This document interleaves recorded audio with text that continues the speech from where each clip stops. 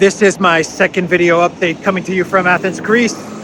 And in this video update, which is a nighttime video, we are going to be talking about the situation in Kherson and the breaking news that the Russians are going to be pulling out of the Kherson region from the right side of the Dnieper, and that includes Kherson city. So they are moving their troops out of that area. They are evacuating it. They are retreating. Call it what you want. The Russians are going to be moving to the left side of the Dnieper. General Surovikin, he briefed the defense minister Shoigu as to why he feels this is the best decision. According to Surovikin, the situation in Kherson was going to be very difficult to defend. There was always a fear of encirclement.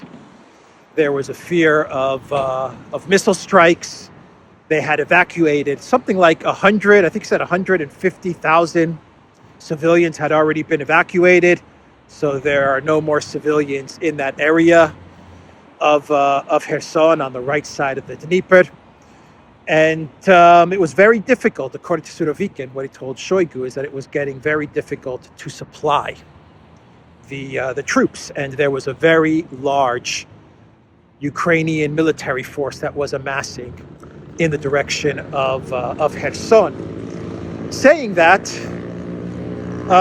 all of the attempts over the past month or two of the Ukrainian military to break through in Kherson were being successfully repelled, including this morning, where 9 attempts were made to break through Kherson. And according to the Russian Ministry of Defense, all 9 attempts were successfully repelled. And I even talked about that briefly in my morning video, that Zelensky had given the orders for the Ukraine advancement in Kherson before the G20 meeting. Before the 15th of November, he wanted the Ukraine military to take Kherson city and to take Kherson from the west of the Dnieper. But their initial attack via the village of Snigorovka, yeah. I'm sure I'm messing up the name, but Snigorovka, the attempt to move in that direction in the morning had been successfully repelled.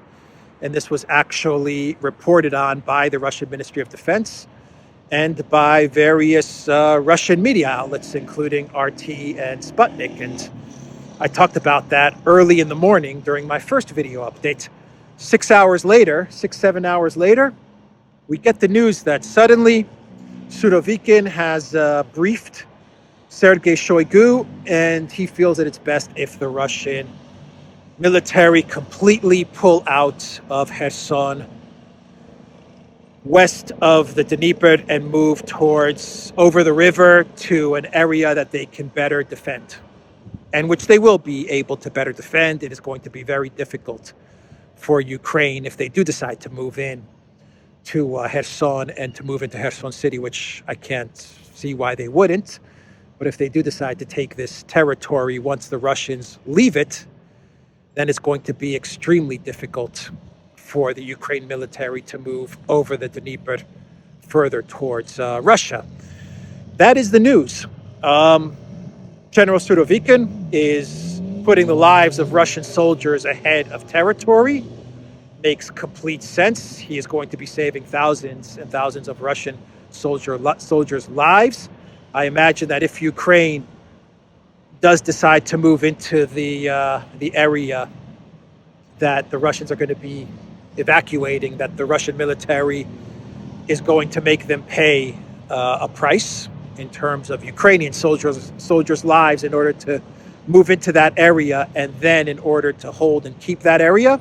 That's also understandable. Kadyrov and the head of the Wagner group, Prigozhin, I believe is his name. Anyway, they came out with statements and they said that they support Surovikin's decision. They also say that he is going to be saving thousands and thousands of Russian lives. Kadyrov said that this is the right decision to make. Kadyrov said that his soldiers have told him the same thing, that Kherson was a very difficult area to defend.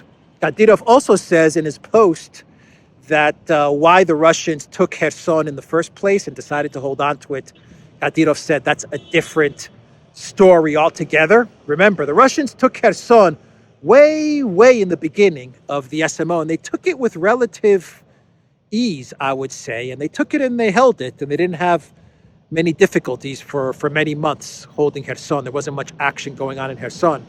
And then the last, say, 4 months is when a lot of attention turned towards Kherson.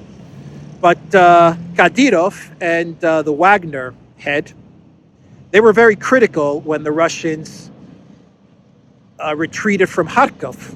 And there was a lot of debate and argument in the Kremlin. This time around, they fully support Surovikin and the decision to pull out of Kherson. Fully support it.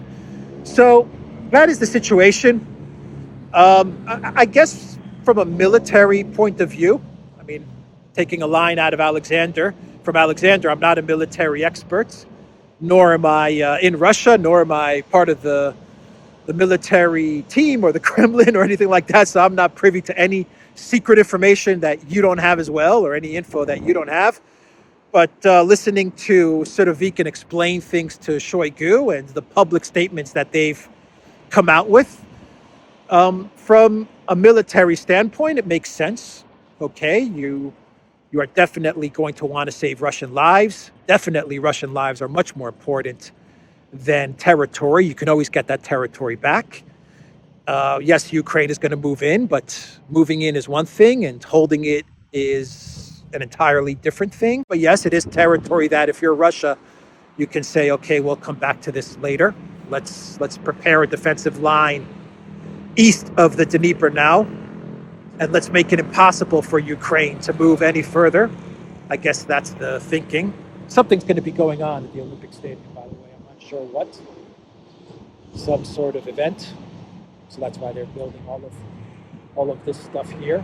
Anyway, we'll see. I'll take you guys here when whatever happens here happens. I'll try to keep that in mind and take you guys here. By the way, there were protests in Athens today, and those protests have died down. There were some scuffles in Singdangma. Some things went down, but it's pretty much par for the course when you have these types of protests in Athens. Right now, everything is back to normal, and everything is functioning normally now. What was I saying? So yeah, it does make sense there. Everything that Surovikin told Shoigu and all of this stuff. Okay, I think all of us get it. We all understand it. But there is a but. There's always a but. There's a lot of things that I'm trying to figure out, and I'm sure all of you are trying to figure out, and I don't have the answers, but let me just throw these thoughts out there as we're conversing. Over the past couple of months, it seemed like the Russians were going to defend Kherson. That's what I have been reporting. Obviously, I was wrong in my reporting, but it seemed like the Russians, they were bringing in fortifications, they were digging in, they were building fortifications, reinforcements. Surovikin did say in his first and only televised interview that if Russia needed to make difficult decisions, they would make those difficult decisions. He did say that. But all the signs pointed to Russia defending Kherson. That's what all the signs pointed to. Check out the full moon, by the way. And so over the past month or two, we've been thinking, everyone's kind of been thinking that the Russians are going to defend Kherson, and for good reason. The Russians were going to defend Kherson for good reasons. And now it seems like in the matter of 24 hours, that's all flipped. Now, of course, maybe the Russians were planning this all along. That's why they were evacuating civilians. Of course, the evacuation of civilians was being explained to everybody, at least publicly, was being explained as civilians being evacuated to safety, to the left bank of the Dnieper, safety from Ukrainian missiles, safety from the dam and flooding. That was the main reason given. They were being brought to safety from any type of missiles hitting the dam and causing flooding in Kherson and causing a catastrophe there for the civilians and hardship for the civilians. So they were being evacuated to safer ground. At least that's what we were being told publicly. But it seems like, and I'm saying this is what it seems like, suddenly the Russians have decided to move out. Now, of course, what the Russians tell us publicly and what they're planning to do privately obviously are two very different things.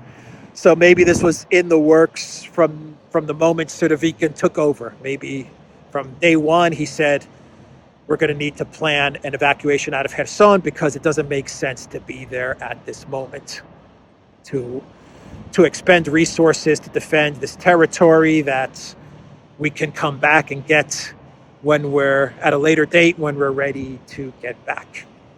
So we were led to believe, or at least many of us thought, that there was going to be a defense of Kherson. That is obviously not the case. Lloyd Austin said a couple of days ago that Ukraine is capable of taking Kherson, and I reported on that, and Lloyd Austin was absolutely correct. Ukraine is capable of taking Kherson if the Russians give them Kherson, because once again, all the attempts from the Ukrainian military to take Kherson over the past couple of months, they were all resulting in failure. Every one of them was being repelled, but maybe Lloyd Austin saw something or knew something that we didn't know. He's obviously at the Pentagon. He sees things that we're not privy to, and I guess he saw where things were heading with regards to Kherson. Zelensky and Arestovich, they have been saying now for the past month or two that they're going to take back Kherson City.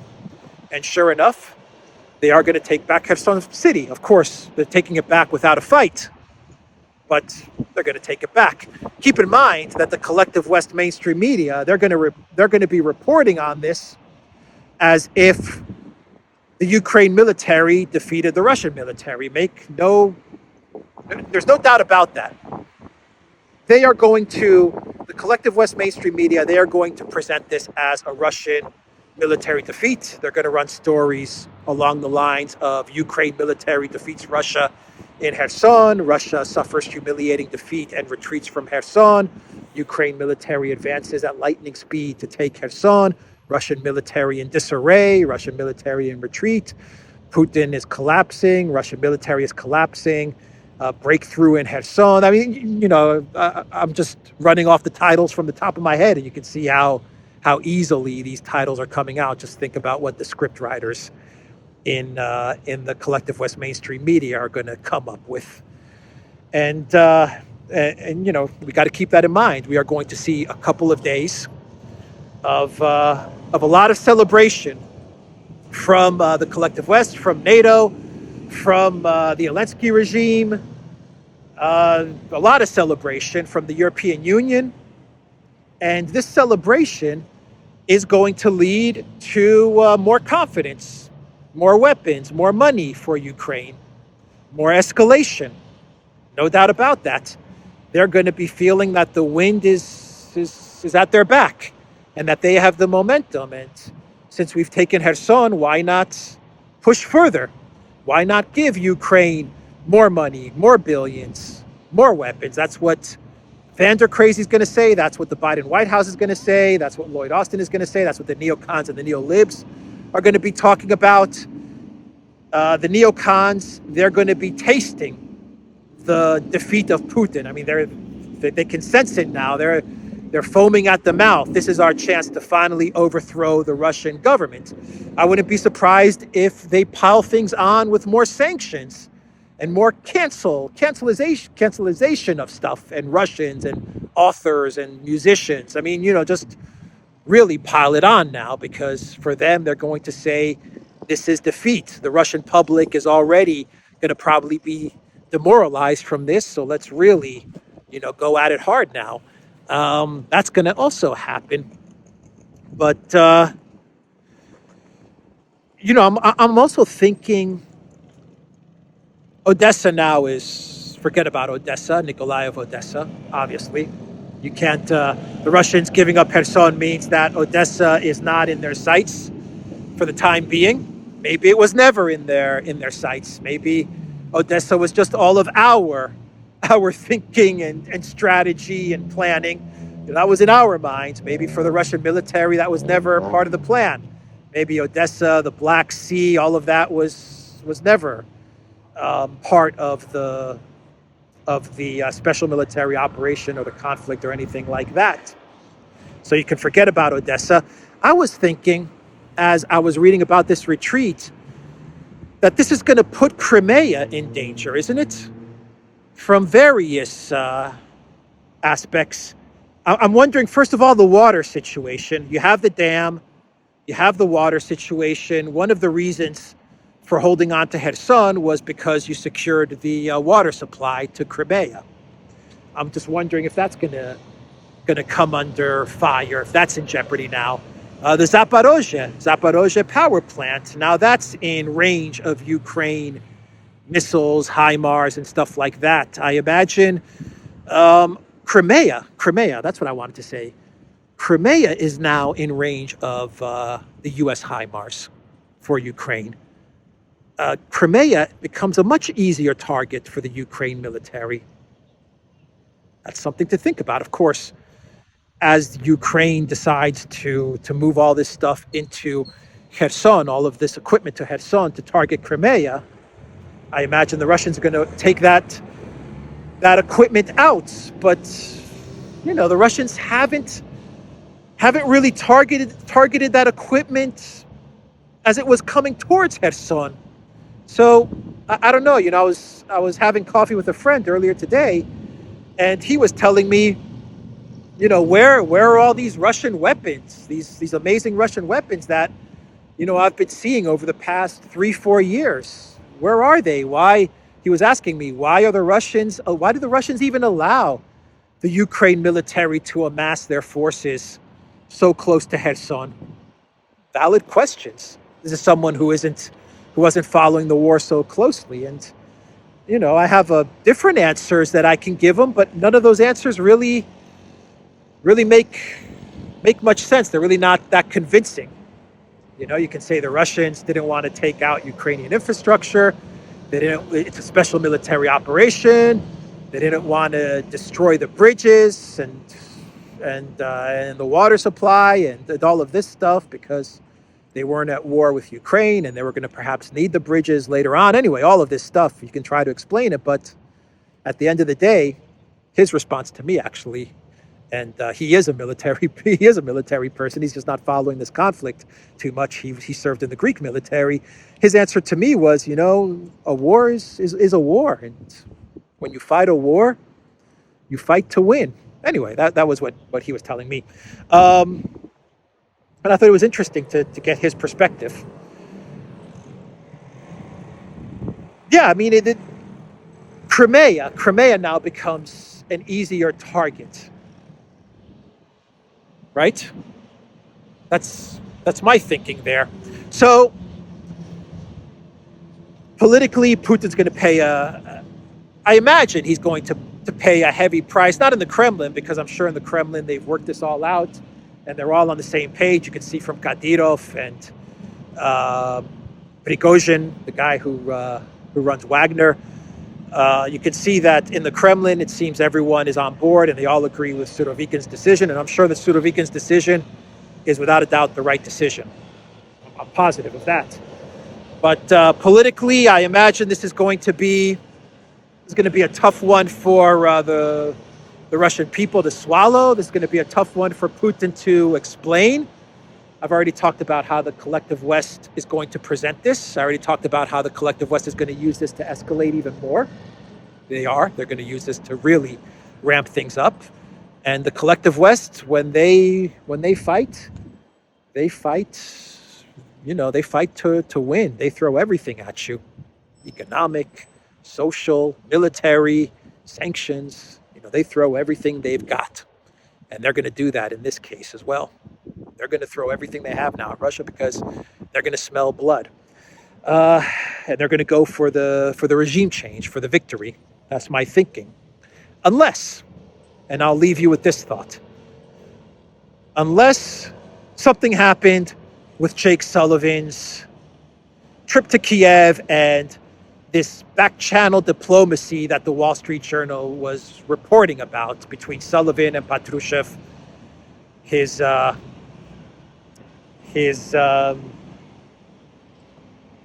the equivalent of NSA in the Kremlin, let's just say that, for Patrushev. So Sullivan has been, according to the Wall Street Journal, has been speaking with the Kremlin, with Patrushev, and they've been talking about not escalating too much. And there are rumors, these are just rumors, I don't know how much I buy into this, but there are rumors that perhaps Sullivan and Patrushev were floating around a Minsk III deal.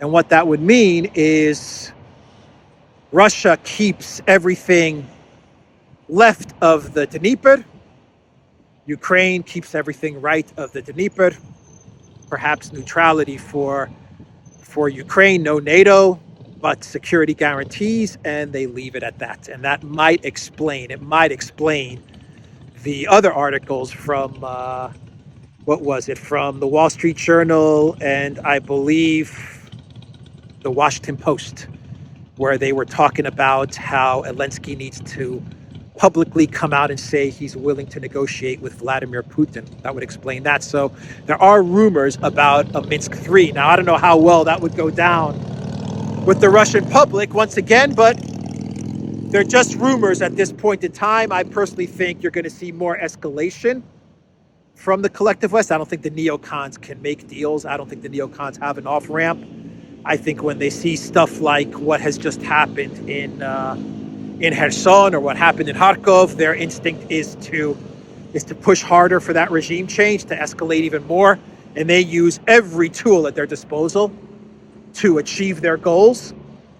And so I don't know how much I buy into this Minsk III talk, but I thought I would throw that out there to everybody because there is talk that Sullivan and Patrushev may have worked something out. I doubt it. I think the opposite occurred.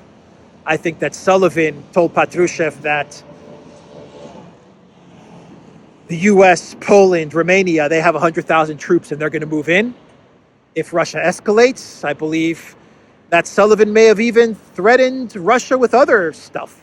I don't know what stuff, but maybe more devastating type of consequences if Russia decides to escalate further in Ukraine, and maybe that's factored into this decision to pull out of Kherson. Maybe something like that. Maybe the Americans are going to look at this retreat from Kherson, and maybe they're going to move their troops in.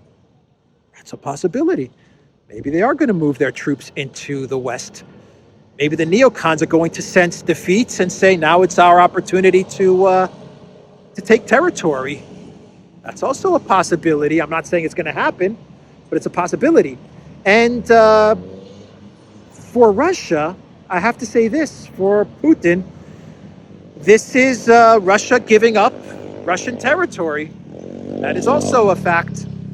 You know, Russia went through this very by the book process, constitutional process, to annex Kherson and Zaporozhye. And they did it by the book. They dotted their I's, they crossed their T's, they went through the entire process, went through the Duma, got all of the approvals, signed off all the documents, did the referendum. They did all of this. So why would they go through all of this trouble to give up half of Kherson, which is constitutionally Russian territory, in some sort of Minsk III deal? That doesn't make much sense. And why would Russia retreat from this territory, which is now Russian territory, in such a manner if they aren't planning to get this back? Because you got to remember, Russia leaving this territory is Russia leaving Russian land. That is effectively what the the Russian military has done. That is what Surovikin has done. He has given the order, and Shoigu, they have given the order for Russia to give up Russian territory to what they would consider to be an invading force. That's what's happened. Because Russia, they've annexed this territory. And, this is probably also going to play into people's psychology who are living in Crimea, who are now on the east of the Dnieper, who are in Donetsk, Lugansk. I'm sure that the people living there are going to be feeling uneasy as well. So there's a lot of moving pieces here. I don't have all the answers, but we're having a conversation, and I think it's important, it's vital that I present this stuff to you. So I think I've covered everything with regards to this story. I think I've dotted my I's and crossed my T's as far as all the different pieces involved in this pullout of Russian troops from Kherson. And it is not, by any means, this is not the end of the conflict. This is not the deciding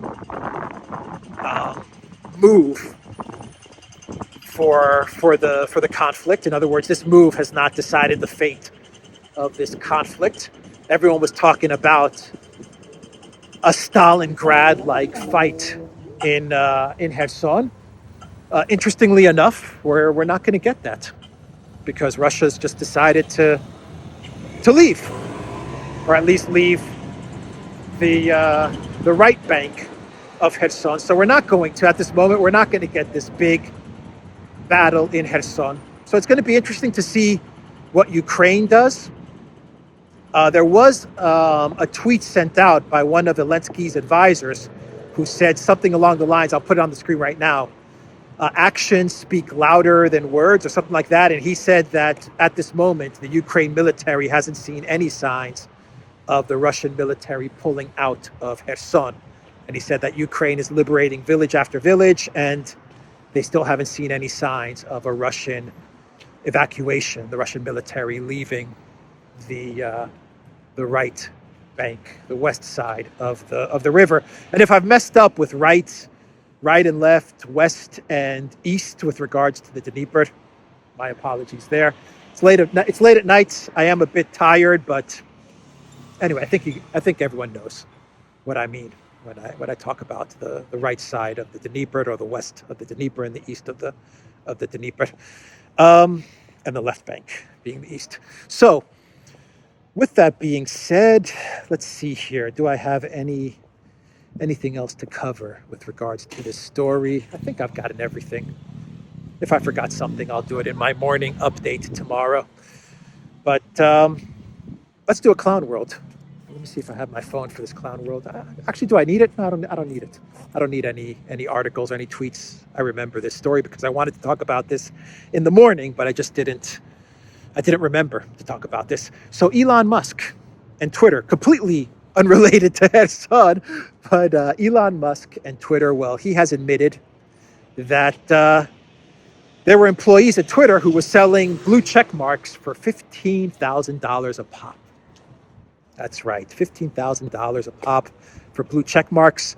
Basically, someone sent a tweet out, and they said something along the lines of, at Elon Musk, is it true that employees at Twitter were selling the blue check marks for $15,000 a pop? And then Elon Musk just replied to that tweet with, yep, that's what he said. That's it.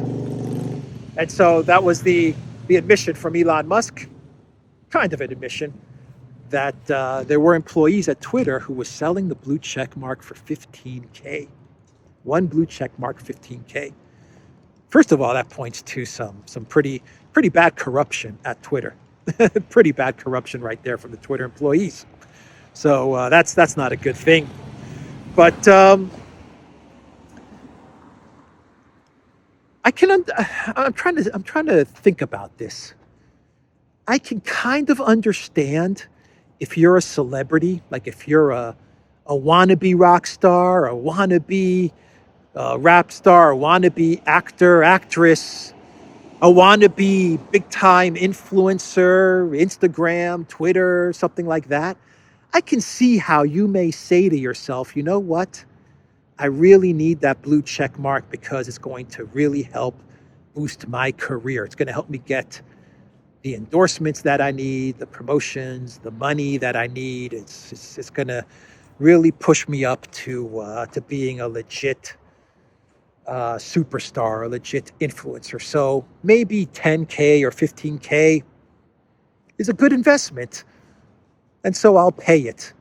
I can kind of, I can kind of wrap my head around it. Of course, 15K for a GIF, a JPEG blue check mark is crazy. And I know the blue check mark gives you some other added bonuses.